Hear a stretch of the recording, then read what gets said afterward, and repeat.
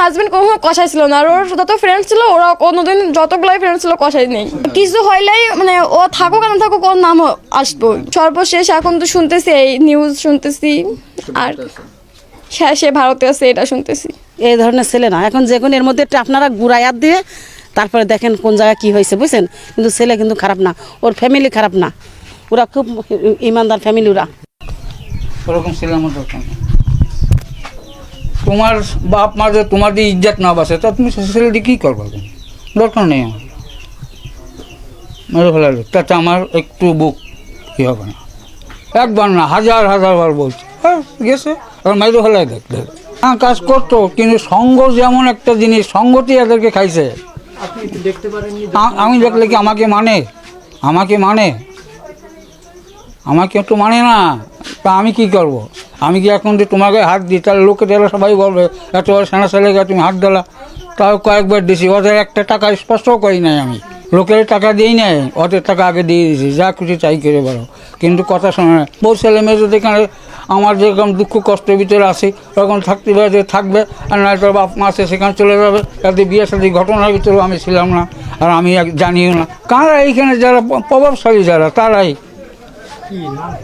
নাম বলা, নাম বলে রাত্রিবেলা আমার কখন আমার আর অন্য কোনো প্রশ্ন জিজ্ঞেস করে না, আমার মাফ করেন বুঝছেন। সর্বশেষ এখন তো শুনতেছি এই নিউজ শুনতেছি, আর সে ভারতে আছে এটা শুনতেছি। পুরো 9 মাস 9.5 মাস আগে আমার সাথে কথা হয়েছে। আমার ছেলে কেমন আছে, আমি কেমন আছে, শ্বশুর শাশুড়ি কেমন আছে, জাস্ট 1 মিনিট কয় সেকেন্ডের জন্য কথা হয়েছে, এটা মনে নাই, মানে 2 মিনিট পরে নাই, ওইটুকু কথা হয়েছে। কথা বলে আচ্ছা আমি রাখি, তোমার দেখা শুনে থাকি, ওইটুকু কথা হয়েছে, আর কথা হয় নাই। ভারতে গেছে ওইটাও আমার বলে নাই। ওর নাম্বার দিয়ে কল দিছে, কোন নাম্বার দিয়ে এটা আমার খেয়াল নাই, ভারতে গেছে ওইটা বলে নাই। আমি বলছি তুমি কই? আমি যেখানে আছি সমস্যা নেই। আমি চাই আমার ছেলের লাইফটা তো নষ্ট না, কারণ আমি আমার হাজবেন্ডে আমি নিজের সন্তানের থেকে আমি কিন্তু বেশি ভালোবাসি, ঠিক আছে? তো আমি চাই আমার হাজবেন্ড আমার কাছে ফিরে আসুক। ও কিন্তু অনেক কষ্ট করছে ছোট থাকতে থেকেই, অনেক মায়ের গুতো অনেক কিছু খাইছে, আর পারতেছে না। আমি চাই আমার সংসারটা যেমন ছিল যেন তেমন হয়, আর কিছু চাই না। আমার ছেলেটার লাইফটা যেন ভালো করতে পারি, আমার ছেলেটা যেন ভালোভাবে থাকতে পারে। আমাদের লাইফ তো শেষই, কিন্তু আমার ছেলেটা যেন ভালোভাবে থাকে। কিছু হইলেই মানে ও থাকুক আর না থাকুক ওর নাম আসবো। ও এরকম কোনো কাজ করতে পারে না। আমি একটা কথা, আমার হাজবেন্ড কখনো কষাই ছিল না, আর ওর যত ফ্রেন্ড ছিল ওরা কোনোদিন যতগুলাই ফ্রেন্ড ছিল কষাই নেই। বিয়ের 1-1.5 বছর পর আমার ভালোভাবেই সব কিছু ছিল। 1.5 বছর পরে এই চেয়ারম্যানের একটু মারামারি হয়েছিল অনেক কারণে, হওয়ার পরে ওর নামে একটা মামলা দিয়েছিল। দেওয়ার পরে ওইখানে আর তারপর 2-3 দিন পরে মামলা মানে গ্যাঞ্জামে 2-3 দিন পরে ও বাসায় ঘুমাচ্ছে, সে অবস্থায় একটা আঙ্কেলকে কোপাইছে, সেই মামলা ওর নামে দিছে, অ্যান্ড 6 নাম্বারে দিছে।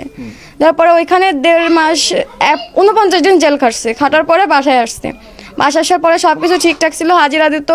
পরে আমার ছেলে যখন আমি যখন প্রেগনেন্ট, পরে ওইখানে ঢাকায় গেছে রঙের কাজ করতে। এখন রঙের কাজ করছে না কি করছে উপরে আল্লাহ জানে আর ও জানে। পরে ওইখান থেকে ডাকাতি মামলা দিচ্ছে ওর নামে। ওইখানে ছিল কয়দিন, 9 দিন ছিল। 9 দিন পরে বাসায় আসছে। বাসায় আসার পরে 3 মাস ভালো আসার পরে ওই মামলাটা দিয়া ও ঘরে ঘুমাচ্ছে, ডিবি আইসা ওরা উঠাই নিয়ে গেছে।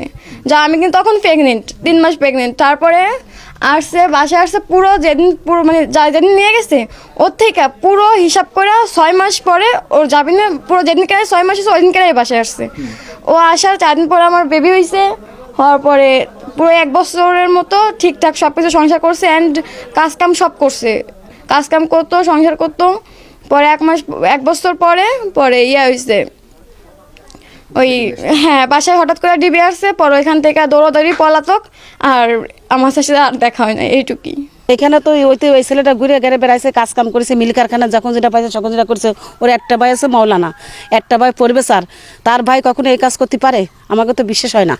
আমার এলাকায় বাড়ি, এলাকার ছেলে, আমার ছেলের সাথেও চলিছে। এই ছেলে যখন যেটা পাতো তখন যেটা কাজ করতো। এই ধরনের ছেলে না, এখন যে কোনো এর মধ্যে একটা আপনারা গুড়াইয়াত দিয়ে তারপরে দেখেন কোন জায়গায় কী হয়েছে বুঝছেন।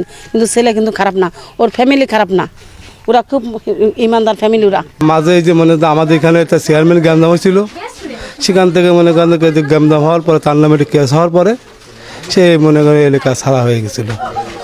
এখন আজকে দেখছি হঠাৎ আপনারা আসতেছেন যে জিনেদার এমপির মার্ডার কেসে সে জড়িত আছে। তা আমাদের মনে হয় না যে মানে সে হয়তো দূর আছে। তাও বলতেছি যদি থাকেও থাকে তা আইনের বিষয়ে তার যে শাস্তি হবে হোক, আর এর পরবর্তী যারা আছে তো তাদের বিষয়টা যেন হয়, এটা আমাদের পক্ষ থেকে এটাই আমরা জানাচ্ছি।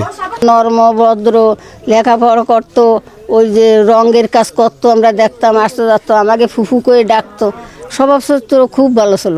এখন যে কি দেখি হয়েছে আল্লাহ জানে আর ও জানে।